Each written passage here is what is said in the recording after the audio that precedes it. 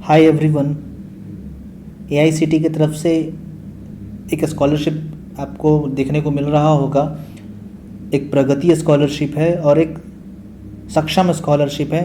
तो इसके बारे में हम लोग बेसिक डिटेल इसमें देख लेते हैं, क्या क्या इसमें डिटेल चाहिए और क्या क्राइटेरिया होना चाहिए किसी भी स्टूडेंट को फ़ील करने के लिए।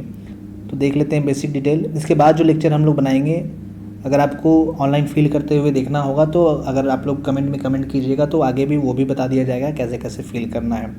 तो सबसे पहले ये किसके लिए है वो देख लेते हैं। प्रगति स्कॉलरशिप गर्ल्स स्टूडेंट के लिए है। वैसे मेनली इसके गाइडलाइन में लिखा हुआ है कि ये जो दोनों स्कॉलरशिप है वो फर्स्ट ईयर स्टूडेंट के लिए है जो रेगुलर वाले हैं, या लेटरल एंट्री से जो सेकेंड ईयर में आए हैं, चाहे वो बीटेक में आए हो या डिप्लोमा में आए हो, दोनों के लिए वैलिड है। तो फर्स्ट ईयर डिप्लोमा या फर्स्ट ईयर बीटेक या फिर सेकेंड ईयर लेटरल एंट्री वाले डिप्लोमा में या लेटरल एंट्री वाले बीटेक में, ये उनके लिए वैलिड है। तो प्रगति स्कॉलरशिप गर्ल्स के लिए है, या तो फर्स्ट ईयर में हो रेगुलर वाले में या फिर डायरेक्टली लेटरल एंट्री में हो। और सक्षम स्कॉलरशिप जो है वो बॉयज़ स्टूडेंट के लिए है जो स्पेशली एबल्ड है, मतलब थोड़ा सा फिजिकली डिजेबल्ड जिनको हम लोग बोलते हैं। तो यहाँ पर टर्म यूज़ किया गया है स्पेशली एबल्ड, जो किसी वजह से फिजिकली डिजेबल है, तो उनके लिए ये है बॉयज़ स्टूडेंट के लिए। इसमें भी सेम क्राइटेरिया है, वहाँ पर फर्स्ट ईयर स्टूडेंट होने चाहिए वो, अदरवाइज लेटरल एंट्री में अगर वो एडमिशन लिए हैं तो वो सेकेंड ईयर में होने चाहिए, तो उनके लिए ये है।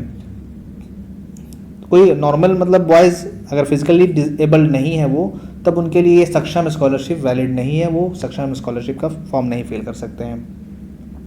फैमिली इनकम की बात की जाए तो जो फैमिली इनकम होना चाहिए वो 8 लाख से ज़्यादा नहीं होना चाहिए।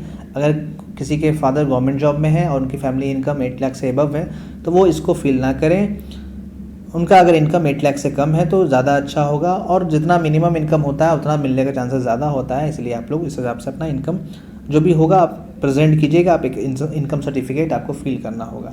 सेमेस्टर और ईयर ऑफ स्टूडेंट, किस सेमेस्टर और ईयर स्टूडेंट आप फिल कर सकते हैं, ये उनके बारे में बता रहा है यहाँ पर एक्चुअल में गाइडलाइन में तो यही लिखा हुआ है कि फर्स्ट सेमेस्टर और फर्स्ट ईयर के स्टूडेंट के लिए है, और जो लेटरल एंट्री के हैं वो सेकेंड ईयर के हैं। बट आप लोग यहाँ पर फर्स्ट ईयर में तो आप लोग फिल नहीं किए हैं, तो आप लोग अपना एज अ सेकेंड ईयर में भी स्टार्ट कर सकते हैं, बिकॉज इसमें लिखा हुआ है कि फर्स्ट ईयर से लेकर वो फाइनल ईयर तक वो देंगे।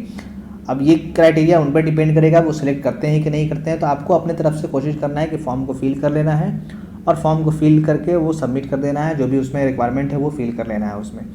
तो और यहाँ पर बेनिफिट क्या है कि अगर कोई भी फर्स्ट ईयर के स्टूडेंट या सेकेंड ईयर लेटरल एंट्री के स्टूडेंट उसको फील करते हैं, तो अगर उनको एक बार मिल जाता है तो उनको वो 4 ईयर या थर्ड ईयर या सेकेंड ईयर जो भी उनका जो कॉलेज में वो पढ़ेंगे उनको लगातार वो पर ईयर मिलते रहेगा। अमाउंट का यहाँ पर बताया गया है कि 50,000 आपको मिलने वाला है एक बार में।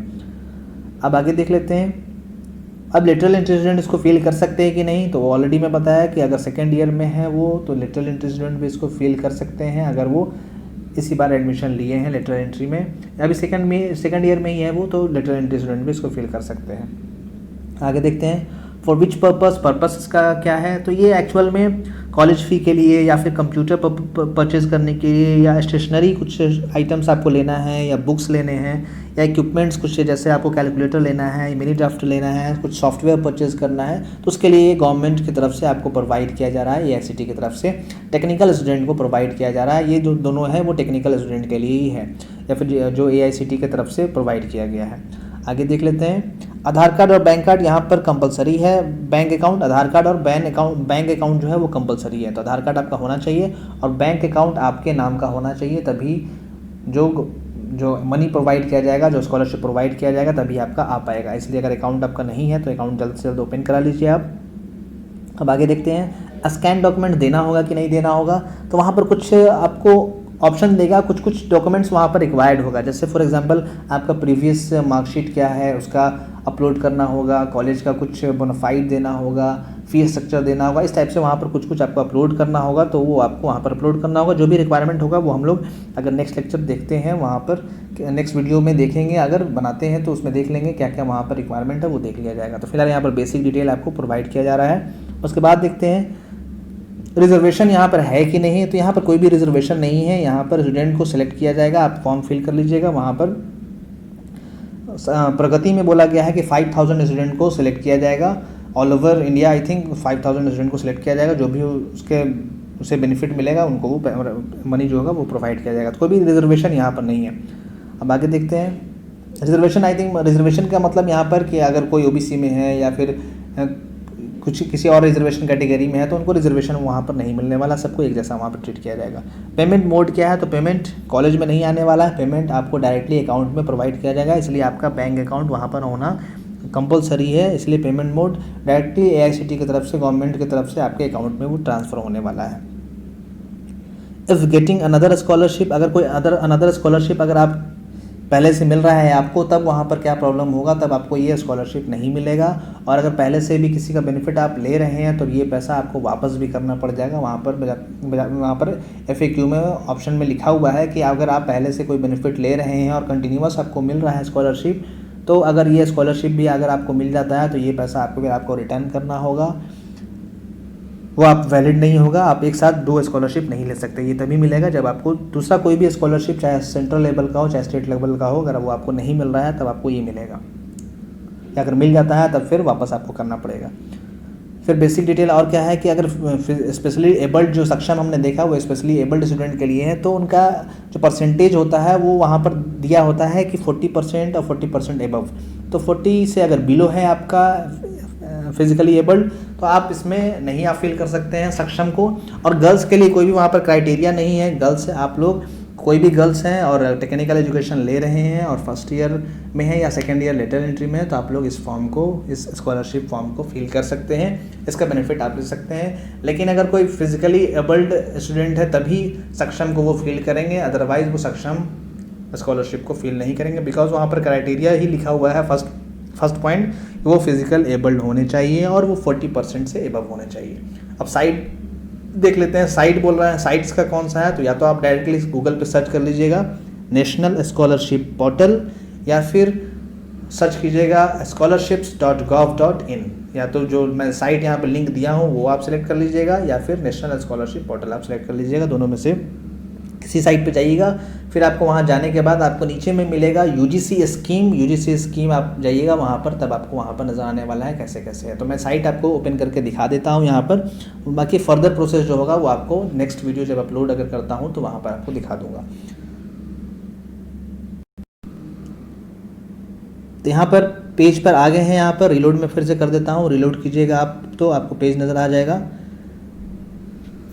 यहाँ पर देखिए इस पेज पर आ गए हैं, scholarship.gov.in पर आ गए हैं हम लोग। इसका नाम आप देख लीजिए, नेशनल स्कॉलरशिप पोर्टल है। तो इस पर बहुत सारे ऐसे स्कॉलरशिप मिलते हैं, तो इनमें से 2 अभी AICTE ने प्रोवाइड किया है, तो AICTE की तरफ से हमें ये अभी मिल रहा है। अब आगे देख लेते हैं कहाँ आपको वो डिटेल मिलने वाला है। तो नीचे आ जाइएगा आप लोग, नीचे आने के बाद सेकेंड यहाँ पर दिख रहा है UGC AICTE स्कीम, तो इस पर आपको क्लिक करना है। तो इस पर जैसे ही आप क्लिक करेंगे आपको दिखेगा यूनिवर्सिटी ग्रांट कमीशन और उसके बाद all India council for technical education, तो सेकंड वाले पर आपको क्लिक करना है।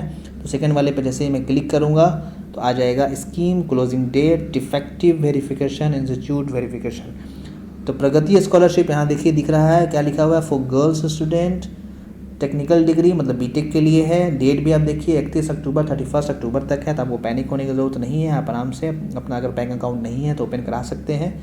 यहाँ पर देखिए टेक्निकल डिप्लोमा के लिए है, तो यहाँ पर फर्स्ट ईयर स्टूडेंट हो या सेकेंड ईयर लेटर एंट्री हो तो उनके लिए पर्टिकुलर दिया हुआ है। बट नॉर्मल जो स्टूडेंट है वो भी आप फिल कर सकते हैं, फिल करके आप एक बार अप्लाई कर दीजिए। हो सकता है कि अगर आप वहाँ सेलेक्ट किया जाए तो किया जा सकता है। वैसे क्राइटेरिया में तो लिखा हुआ है कि फर्स्ट ईयर स्टूडेंट और सेकेंड ईयर लेटर एंट्री लिखा हुआ है, बट अगर आप करना चाहें तो कर सकते हैं, वहाँ पर करके आप ट्राई कर लीजिए।